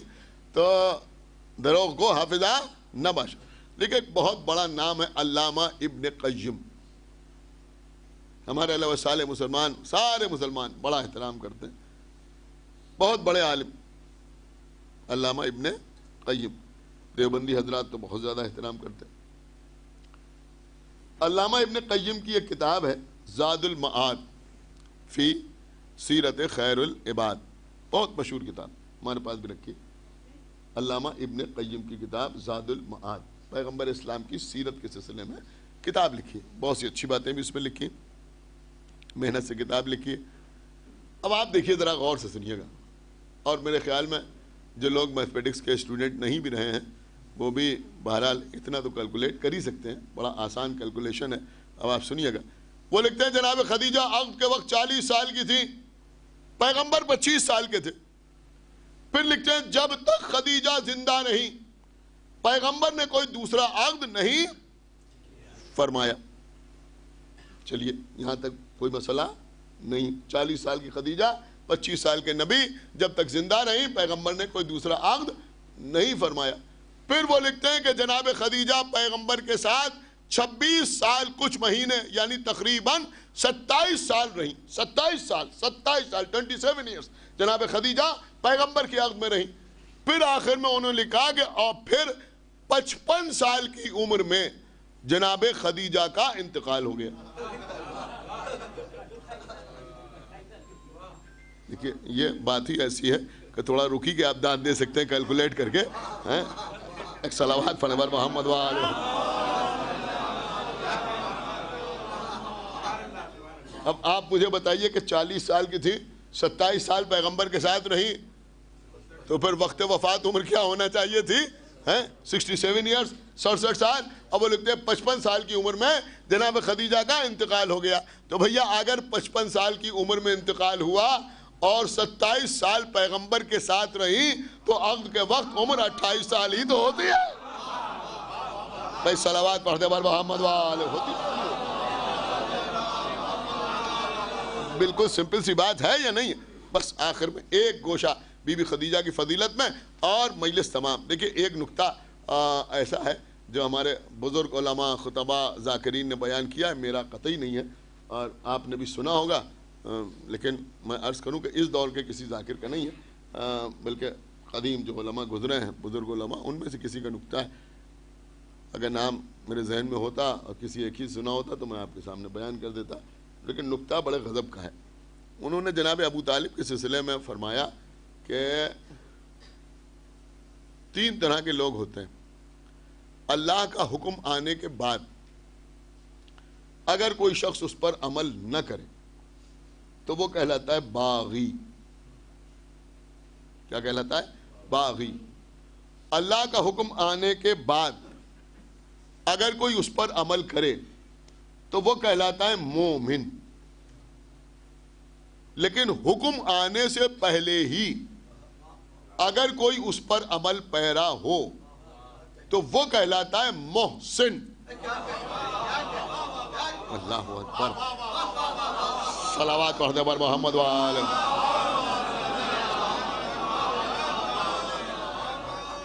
اب میں جلدی جلدی عرض کر رہا ہوں اس نکتے کو، اس لیے اس کے آگے میری منزل ہے کہ بھائی اللہ نے پیغمبر کی نصرت کا حکم دیا. اب اگر کوئی حکم نصرت آنے کے بعد پیغمبر کو دشمنوں میں تنہا چھوڑ کے چلا جائے تو اب اللہ نے تو حکم دے دیا. اب اگر کوئی چلا جائے تو وہ کیا کہلائے گا؟ کہ وہ کہلائے گا باغی. لیکن حکم آنے کے بعد اگر کوئی پیغمبر کی حفاظت کرتا رہے، حکم آنے کے بعد پیغمبر کے ساتھ رہے، چھوڑ کے نہ جائے، نصرت کرتا رہے، تو وہ کہلائے گا مومن. لیکن اگر نزول قرآن سے پہلے ہی کوئی پیغمبر کی نصرت کر رہا ہے، صلوات پڑھے بر محمد وآلہ، تو وہ کیا کہلائے گا؟ تو وہ کہلائے گا محسن. تو جناب ابو طالب نے جو اپنے بیٹوں کو پیغمبر کے بستر پر سلایا تو حکم نصرت آنے سے پہلے سنا آپ نے. اب یہ اپنے بیٹوں کو سلا رہے ہیں، مطلب کیا ہے؟ مطلب یہ کہ اگر کوئی قتل کرنے کے لیے آئے تو میرا بیٹا قتل ہو جائے، اللہ کا رسول بچ جائے. یا پیغمبر کے ساتھ ساتھ چلے جا رہے ہیں، پیغمبر کی حفاظت کر رہے ہیں، تمام واقعات ہیں. تو جناب ابو طالب جو پیغمبر کی نصرت کر رہے ہیں، یہ حکم نصرت آنے سے پہلے تو ماننا پڑے گا کہ ابو طالب کون ہے؟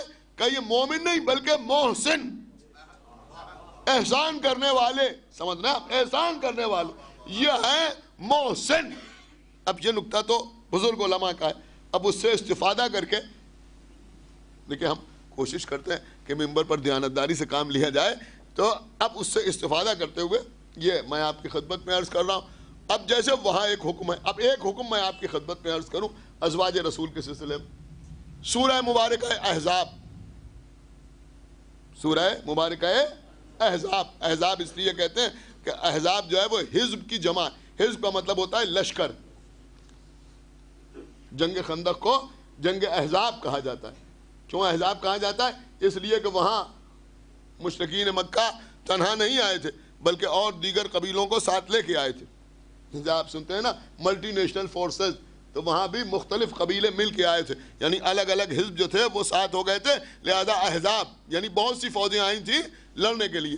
تو کیونکہ اس سورہ میں اس طرف بھی اشارہ ہے، اس لیے اس کو جنگ احزاب کا، اس کو سورہ احزاب کہا جاتا ہے. تو سورہ احزاب کی خصوصیت یہ ہے کہ اسی میں آیت تطہیر بھی ہے، اور اسی سورہ میں خداوند عالم نے ازواج رسول کو تنبیہ بھی کی ہے. اس میں ایک مشہور آیت ہے دیکھیں بات اپنے ذہن میں رکھیے گا، حکم آنے کے بعد جو اس پر عمل نہ کرے وہ باغی، جو عمل کرے وہ مومن، جو عمل حکم آنے سے پہلے کرے وہ محسن۔ اللہ نے ازواج رسول کو حکم دیا، کیا حکم دیا؟ قرنا فی بیوتکن، کوئی انکار نہیں کر سکتا اس، قرنا فی بیوتکن، تم اپنے اپنے گھروں میں قرار کے ساتھ رہو۔ ہائے ہائے، اللہ جانے آپ نے غور بھی کیا ہے نہیں غور کیا، اللہ حکم دے رہا ہے ازواج رسول کو، ایک صلوات پڑھے والے محمد وآلہ، یہی ہو اللہ حکم دے رہا، قرنا فی بیوتکن، تم اپنے اپنے گھروں میں قرار کے ساتھ رہو۔ دیکھیں قبلہ، کسی بزرگ کی کوئی بات یاد آ جائے تو روکنا نہیں چاہیے، مجھے پھر یاد آ گیا، میں اپنی بات بعد میں آپ کی خدمت میں عرض کروں گا کہ علامہ ابن حسن نونہروی کوئی معمولی نام نہیں، آج کے لیے ایک اصطلاح ایجاد ہو گئی ہے طنز کرنے کے لیے، میں کہا فلاں صاحب عالم خطیب، تو ابن حسن نونہروی صاحب جو تھے وہ عالم خطیب نہیں تھے، عالم خطیب تھے، معمولی چیز نہیں تھے۔ بڑے بڑے نام جو ہیں وہ ان کے شاگردوں کے ہیں، بڑے بڑے نام اس لکھنؤ میں ان کے شاگردوں کے ہیں، علامہ ابن حسن نونہروی صاحب قبلہ۔ تو یہاں بہت سے لوگ ایسے بیٹھے ہوں گے کہ جنہوں نے ان کو سنا ہوگا، تو ان کی ایک کتاب بھی چھپی ہے، ان کی مجالس کا مجموعہ، تو اس پہ میں نے دیکھا، ان سے تو نہیں سنا، حالانکہ آپ اگر یوٹیوب پہ دیکھیں تو 2-4 مجلسیں ابن حسن نونہروی کی ملیں گی ضرور، آپ اس کو سنیے، اور میں اس لیے آپ سے کہہ رہا ہوں کہ سنیے تاکہ دماغ سے یہ بات نکل جائے کہ اس زمانے میں ذاکرین یہ سب پڑھنے لگے ہیں، نہیں، ہر زمانے میں یہی ایجنڈا رہا ہے مجلس، ایک صلوات پڑھنے پر محمد، ہر زمانے میں۔ میں یہ بات پڑھ رہا ہوں، یوں ہی نہیں پڑھ رہا ہوں، یعنی یہ صحیح ہے کہ علم میں کمی آ گئی ہو، حکمت میں کمی، وہ سب الگ بات ہے، لیکن ایجنڈا ہمیشہ مجلس کا یہی رہا ہے، فضائل و مصائب اہل بیت، مناظرہ، یہی سب چیزیں ہمیشہ پڑھی گئی۔ تو علامہ ابن حسن نونہروی نے پڑھا، یہی جنگ احزاب کے سلسلے میں ابھی بات آ گئی تھی تو عرض کروں، انہوں نے کہا کہ جب عمرو ابن عبد ود آیا اور آنے کے بعد اس نے نیزہ چبھویا پیغمبر کے خیمے میں اور کہا آؤ میرے مقابلے پر، تو پیغمبر نے کہا کون ہے جو اس کے مقابلے بجائے؟ فرمایا من لہذا الکلب، کون ہے جو اس کتے کے مقابلے بجائے؟ اب جنگ خندق تو خود ہی ایک موضوع ہے، لیکن صرف ایک نقطہ عرض کرنا ہے، لہذا اختصار پیش نظر ہے کہ کون ہے جو اس کتے کے مقابلے بجائے؟ تو سارا مجمع خاموش رہا، مولا علی اٹھے، انا یا رسول اللہ، بلکہ خالی یہی نہیں بلکہ یہ کہتے ہوئے اٹھے کہ انا ابن عبد المطلب، انا ابن ابی طالب، میں عبد المطلب کا بیٹا، میں ابو طالب کا بیٹا، یہ کہہ کے اٹھے۔ جب اٹھے تو علی اٹھے، دیکھیں سنیں، اب دیکھیں کہاں سے بزرگ ذاکرین سنیے گا، کہاں سے نکالتے تھے، انہوں نے کہا علی اٹھے، جب اٹھے تو نبی نے کہا یا علی بیٹھ جائیے، تو مولا علی فوراً بیٹھ گئے، قوت تھی ہاتھوں میں، بازوؤں میں زور تھا، جنگ کو فتح کر سکتے تھے، لیکن جیسے ہی نبی نے کہا بیٹھ جاؤ، علی بیٹھ گئے، پھر اٹھے، نبی نے پھر کہا بیٹھ جاؤ، علی پھر بیٹھ گئے، پھر اٹھے، پھر نبی نے کہا بیٹھ جاؤ، علی پھر بیٹھ گئے۔ انہوں نے فرمایا کہ علی کے اٹھنے پر نثار، علی کے بیٹھنے پر قربان۔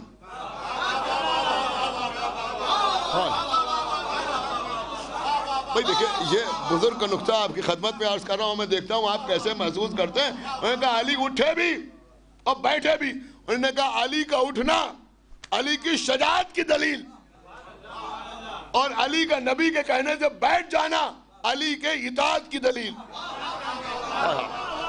سنایا، علی کی اطاعت کی دلیل، شجاعت ہے، طاقت ہے، زور ہے، ہمت ہے، جمع مردی ہے، سب کچھ ہے، مگر نبی کہہ رہے ہیں بیٹھ جاؤ تو علی بیٹھ گئے۔ یہ نہیں کہا کہ میں نہیں بیٹھوں گا، انہوں نے کہا ہمارا سلام ہو علی کی اطاعت پر جو نبی کے کہنے سے بیٹھ جائیں۔ اب انہیں کیا کہیں جنہیں اللہ کہہ رہا ہے گھر میں بیٹھو۔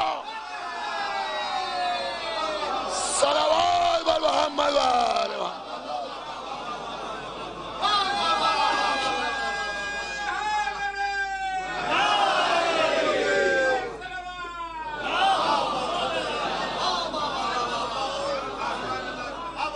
ایک باوت بلند صلوات پڑھے بل محمد والے۔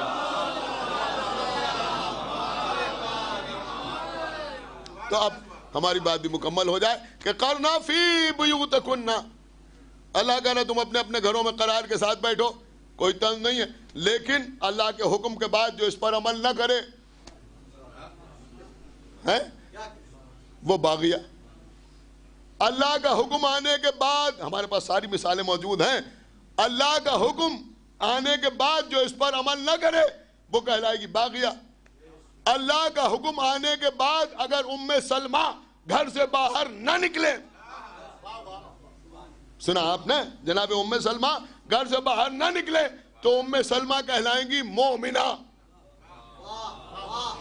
پوری تاریخ خدیجہ کی پڑھ لیجئے، اتنی زبردست تجارت کی، اتنا بڑا بزنس کیا، ان کا مال افریقہ میں بکا، مصر میں بکا، شام میں بکا، ایران میں بکا، دنیا کے ہر بازار میں خدیجہ کا مال گیا، تجارت ہوئی، ٹریڈنگ ہوئی، لیکن کبھی کسی بازار میں خدیجہ خود نہیں آئی۔ سنا آپ نے یا نہیں سنا؟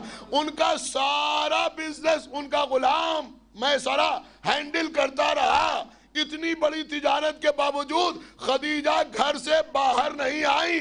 اب کیا میں آپ کی خدمت میں عرض کروں کہ قرنا فی بیوتکنا، اپنے اپنے گھروں میں قرار سے بیٹھو۔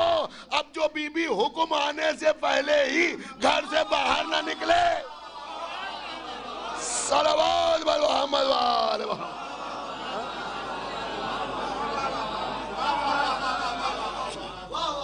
ایک بابا تو بلند صلوات پڑھے بر محمد وآل محمد۔ پھر اس بی بی کو کیا کہا جائے گا؟ کہ اس بی بی کو کہا جائے گا محسنہ۔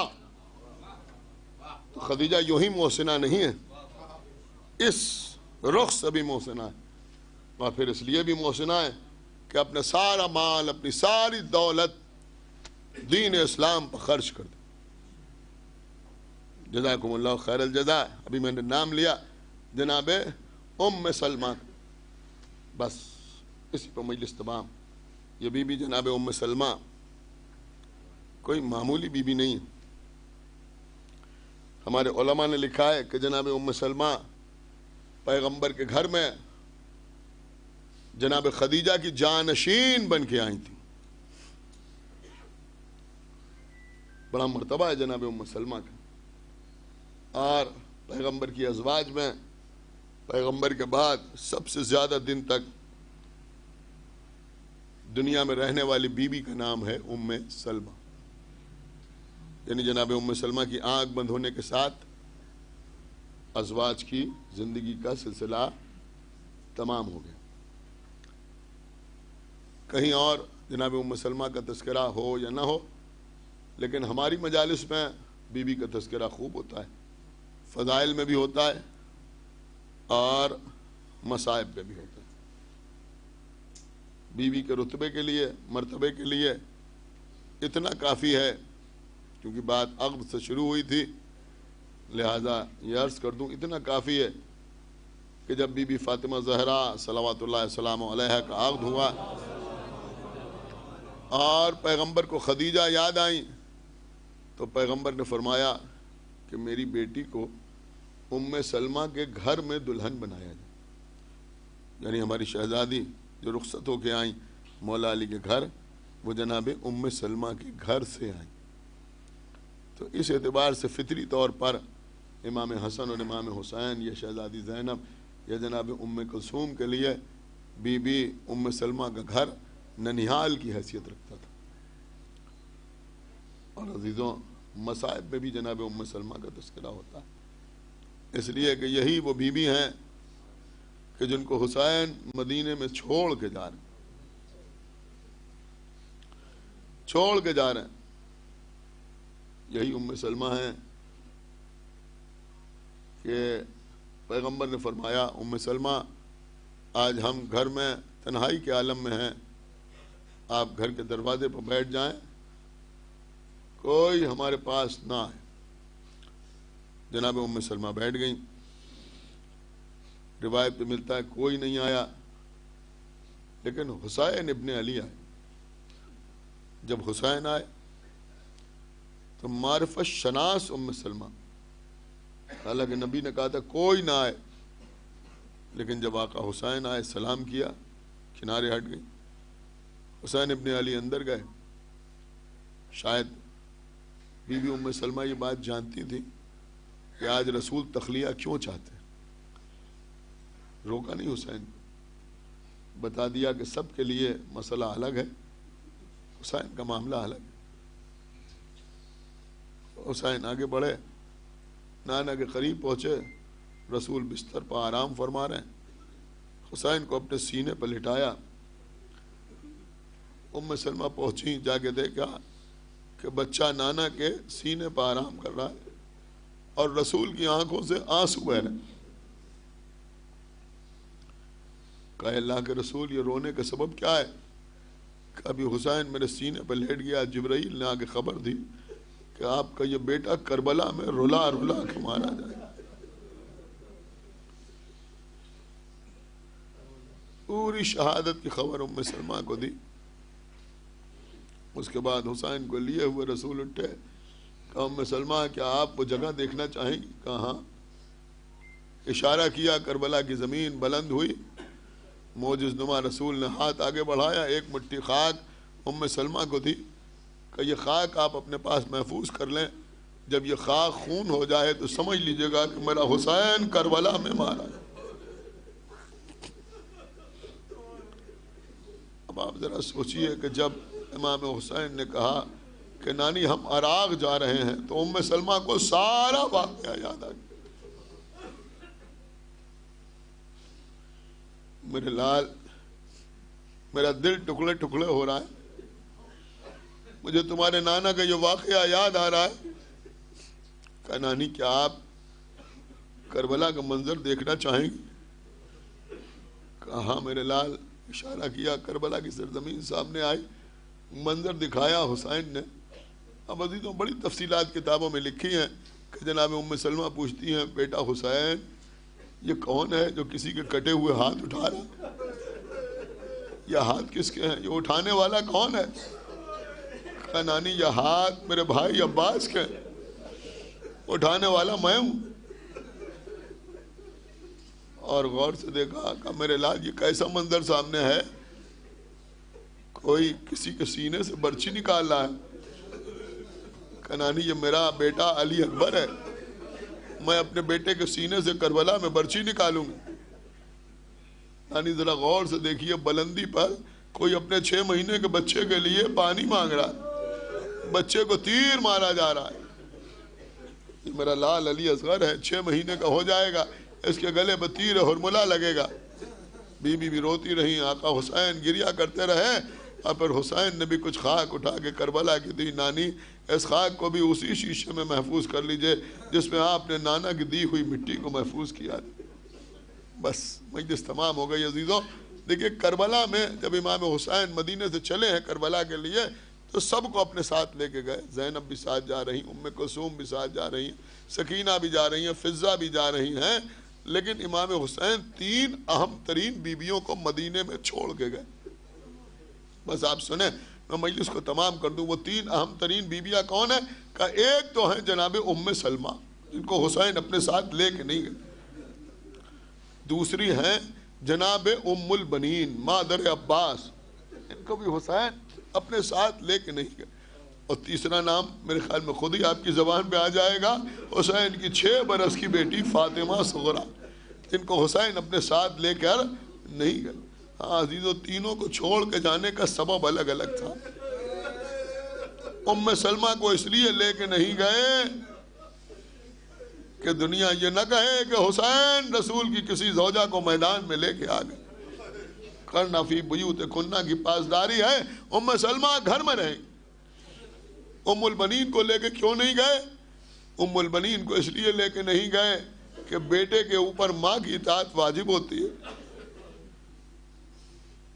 بیٹے کے اوپر ماں کی اطاعت واجب ہوتی ہے اور امام کی اطاعت بھی واجب ہے. کربلا کے میدان میں اگر ام البنین ہوتی تو شاید کبھی یہ گوارا نہ کرتی کہ اون محمد مارے جائیں عباس زندہ رہیں، قاسم پامال ہو جائیں عباس زندہ رہیں. لہذا عباس کو ایک مشکل سے بچانے کے لیے حسین ام البنین کو مدینے میں چھوڑ کے گئے، اپنے ساتھ لے کے نہیں گئے. اب 6 سال کی فاطمہ صغرا، ان کو کیوں چھوڑ کے جا رہے ہیں حسین ابن علی؟ عزیزوں جب حسین جا رہے ہیں تو بی بی صغرا کبھی جناب زینب کے پاس، کبھی جناب ام کلثوم کے پاس، کبھی جناب ام لیلہ کے پاس، کبھی جناب ام رباب کے پاس، کیا ہمیں تنہا چھوڑ کے چلی جائیے گا؟ کیا ہم اکیلے رہ جائیں گے؟ ارے اس وقت عجیب عالم ہوتا تھا جب فاطمہ صغرا عباس کا دامن پکڑتی تھی، چچا عباس، جب ہر طرف سے یہی جواب ملا، جو آقا حسین کی مرضی، جو مولا حسین کی مرضی، تو جناب فاطمہ صغرا گھر کے دروازے پہ آ کے کھڑی ہو گئی۔ اب صغرا گھر کے دروازے پر کھڑی ہوئی ہیں، قافلہ جانے کی تیاری کر رہا ہے۔ آقا حسین نے فرمایا جو بھی سوار ہونے کے لیے گھر سے نکلے، پہلے فاطمہ صغرا کے سر پہ ہاتھ رکھے، چند تسلی و تشفی کے کلمات کہے، اور اس کے بعد اماری میں سوار ہو۔ ہر بی بی آتی تھی، تسلی دیتی تھی۔ ام لیلہ آئیں، صغرا ماں جانتی ہے بیٹی کو چھوڑ کے جانے کا صدمہ کیا ہوتا ہے۔ ام کلثوم آئیں، صغرا ہم عباس کو یاد دلاتے رہیں گے کہ اگر سکینہ یہاں ہے تو صغرا وطن میں انتظار کر رہی ہے۔ ام رباب آئیں، صغرا ہمیں معلوم ہے علی اصغر کے بغیر تمہارا دل نہیں لگتا۔ ہر بی بی آتی رہی، تسلی دیتی رہی، یہاں تک کہ زینب آئیں، صغرا کے سر پہ ہاتھ رکھا، صغرا اگر ہم لوٹ کے آئے تو تم سے ملاقات ہوگی، ورنہ تمہیں اپنے پاس بلانے کی کوشش کریں گے۔ صغرا کے صبر کا باندھ ٹوٹ گیا۔ اے پھوپھی آپ ہمیں کچھ بتائیں یا نہ بتائیں، لیکن ہمیں سب معلوم ہے یہ قافلہ جو جا رہا ہے یہ واپس نہ آئے گا۔ اب میرے بابا سے ملاقات نہ ہوگی۔ بس آخری جملے 1 منٹ کے اندر مجلس تمام ہو رہی ہے۔ کہا صغرا یہ کیا کہہ رہی ہو؟ کہا پھوپھی اماں آپ جانتی ہیں میں بیمار ہوں، جب رات ہوتی ہے سب اپنے اپنے بستر پہ آرام کرتے ہیں، میں بھی صحن خانہ میں لیٹی رہتی ہوں، بیماری کی وجہ سے مجھے نیند نہیں آتی۔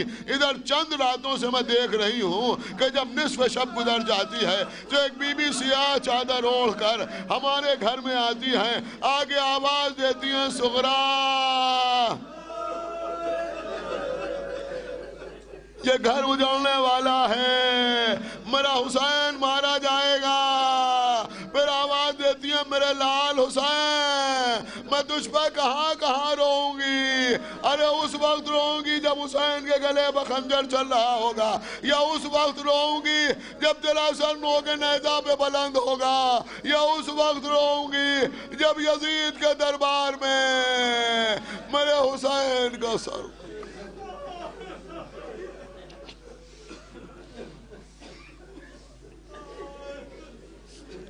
پروردگار تجھے واسطہ محمد والے اس عبادت کو قبول فرما۔ پروردگار تجھے واسطہ محمد والے محمد کے تمام مجلس اور بانیان مجلس کے دلی مقاصد کی تکمیل فرما۔ پروردگار تجھے واسطہ محمد والے محمد کا ہم کو اعمال صالحہ کی توفیق عنایت فرما۔ ہمارے عقائد کو صحیح و سالم رکھ، جب تک زندہ رہیں آل محمد کی محبت اور ان کے دشمنوں کی عداوت پہ زندہ رہیں، اور دنیا سے جائیں تو یہ دونوں عظیم ترین نعمتیں اپنے ساتھ لے کے جائیں۔ پروردگار جلد از جلد ہمارے امام زمانہ کا ظہور فرما اور ان کا اصحاب اور انصار میں ہمارا شمار فرما۔ حضرات 1 مرتبہ سورہ حمد اور 3 مرتبہ سورہ اخلاص کی تلاوت فرما کر حفیظ النساء مرحومہ بنت محمد موسیٰ مرحوم